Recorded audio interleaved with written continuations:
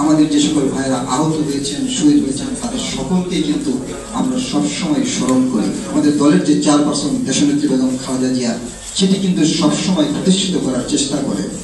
কারণ রাজনৈতিক পরিস্থিতি যদি স্থিতিশীলতা না থাকে, তাহলে কিন্তু কখনোই দেশের উন্নয়ন সম্ভব নয়।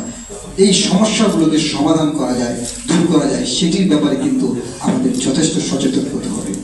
যে ওষুধ, সেটি নিয়ে কিন্তু বিদেশে যথেষ্ট ভালো রেপুটেশন আছে এবং তারা কিন্তু সেটিকে ফিলিস্তিন দূতাবাস সেটি কিন্তু ওয়েল অ্যাকসেপ্ট করেছেন। তার মিনিংটা কি? তার মিনিংটা হলো এই আপনাদেরই কৃতিত্ব।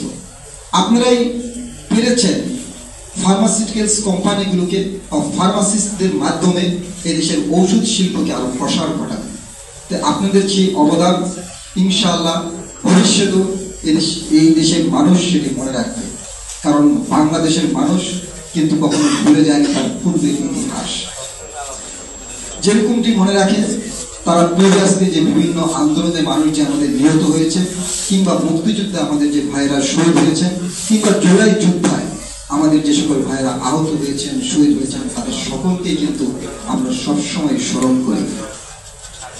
আপনারা এখানে অনেকেই বলেছেন যে ফার্মাসিস্টদের জন্য আমাদের দেশ দলের যে প্রতিষ্ঠাতা শহীদ রাষ্ট্রপতি জিয়াউর রহমানের অনেক ভূমিকা ছিল এবং তাকেই কিন্তু আমরা অনুসরণ করার এখনো চেষ্টা করি।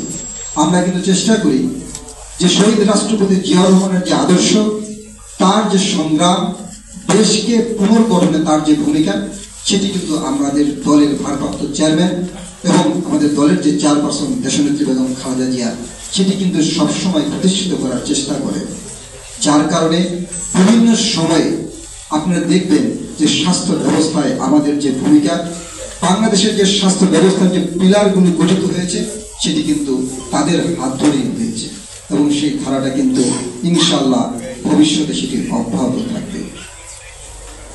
আমি আরেকটু স্মরণ করতে চাই যে দেখেন, বাংলাদেশের মানুষের যে আউটস্ট্যান্ডিং পকেট খরচ যেটি হয়, তার কিন্তু 70% ব্যয় করতে হয় কিন্তু মানুষের নিজের পকেট থেকে এই স্বাস্থ্য খাতে। তার যে ওষুধ খরচ, তার চিকিৎসা খরচ, সেটি কিন্তু তাকেই ব্যয় করতে হচ্ছে। কিন্তু এই যে তার 70% ব্যয় করতে হচ্ছে, তার অনেকাংশে কিন্তু আমরা দেখি যে মিস ইউজ হচ্ছে। সেটি কিন্তু রোগ নির্ণয় হোক কিংবা ওষুধ সেবনের মাধ্যমেই হোক। আমি যদি রোগ নির্ণয় অংশটিকে বাদ দিই, যেহেতু আজকে ওয়ার্ল্ড ফার্মাসিস্ট ডে, তাহলে সেখানে দেখবেন যে আপনারা হয়তো সেটি ওভার ইউজ অফ ড্রাগস অথবা মিস ইউজ অফ মেডিসিন কিন্তু হচ্ছে। তাহলে কার ক্ষতি হচ্ছে? আমাদের অর্থনৈতিক উন্নয়নের কথা আমরা বলি, আমরা আমাদের মানুষের সেবার কথা বলি, কিন্তু আমরা এই দিকটি কখনো কিন্তু ভাবি না। যার ফলে আজকে এই যে আমাদের স্যাররা এখানে বসে আছেন, ডাক্তার ছাড়া, তারা কিন্তু অনেকেই বলেন যে অ্যান্টিবায়োটিক রেজিস্ট্যান্স কিন্তু ডেভেলপ করেছে। অনেকগুলো অ্যান্টিবায়োটিক রেজিস্ট্যান্স ডেভেলপ করেছে শুধুমাত্র মিস ইউজের কারণে। কারণ আপনি যখনই যাবেন একটু ফার্মাসিউটিক্যালস, একটা ফার্মাসির দোকানে, ওই যে ফার্মাসিস্টে বসে আছেন হয়তোবা সে 3 মাস বা 4 মাসের একটি ট্রেনিং নিয়েই সে কিন্তু নিজেকে ফার্মাসিস্ট বলে দাবি করেন। তিনি একটি ওষুধ দিচ্ছেন, অ্যান্টিবায়োটিক দিচ্ছেন, সেটি কিন্তু আপনি ডক্টর দ্বারা কোনো প্রেসক্রাইব নয়। তার ফলে কি হচ্ছে?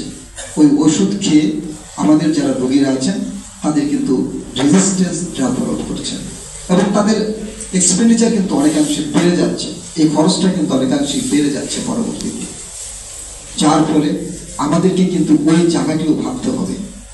আমাদেরকে ভাবতে হবে কিভাবে একটি সরকারি প্রতিষ্ঠান কিংবা সরকারি হাসপাতালে আছে, যেখানে বড় বড় বিশেষজ্ঞ হাসপাতাল আছে, সেই জায়গায় কিভাবে ফার্মাসিস্টদেরকে, এই ক্যাটাগরির ফার্মাসিস্টদেরকে কিভাবে নিয়োগ দেওয়া যায় এবং তাদের মাধ্যমে কিভাবে এগুলোকে, এই সমস্যাগুলোকে সমাধান করা যায়, দূর করা যায়, সেটির ব্যাপারে কিন্তু আমাদের যথেষ্ট সচেতন হতে হবে। কিন্তু দুর্ভাগ্যের বিষয়, আপনি খেয়াল করবেন যে স্বাস্থ্য কমিশন গঠিত হয়েছে, সেখানে কিন্তু শিক্ষা কমিশন নেই। যার ফলে শিক্ষা যে আমাদের যাদের মেরুদণ্ড, সেটি কিন্তু সঠিকভাবে প্রসারিত হচ্ছে না।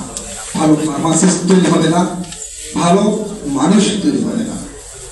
যার ফলেই আজকে কিন্তু আমাদের ভবিষ্যতের যে স্বাস্থ্যবিধি বলেন, স্বাস্থ্য খাত বলেন, সেটিও কিন্তু একসময় অন্ধকারে পরিণত হবে। কারণ আপনি একজন ভালো শিক্ষক দরকার, ভালো ফার্মাসিস্ট গড়তে হলে কিন্তু একটা ভালো শিক্ষক দরকার, সেদিকে কিন্তু আমাদের নজর দেওয়া উচিত। আমরা কিন্তু প্রায় এসে ভুলে গিয়েছি আমাদের সেই জুলাই যোদ্ধাদেরকে, যার মাধ্যমে কিন্তু আজকে কিন্তু আমরা এখানে এসে বসেছি। কারণ একটি দেশের যদি রাজনৈতিক পরিস্থিতি স্থিতিশীল থাকে তাহলে সম্ভব আপনি যে চিন্তা ভাবনা করছেন, যে কথাগুলো বলছেন, সেগুলোকে ডেভেলপ করা। কারণ রাজনৈতিক পরিস্থিতি যদি স্থিতিশীলতা না থাকে তাহলে কিন্তু কখনোই দেশের উন্নয়ন সম্ভব নয়। কোনো যেই সেক্টরই বলেন সেই সেক্টরও ডেভেলপমেন্ট কিন্তু পরিপূর্ণভাবে সম্ভব হয়ে ওঠে না। র্যালিটি কিন্তু আসলে প্রেস ক্লাবের সামনে থেকে বেরিয়েছে, দেখতে পাচ্ছেন। জনগণ ফেসবুক পেজের মাধ্যমে আপনাদেরকে চেষ্টা করছি। এ ভাই একটু ভিতরে আসুন ভাইয়া।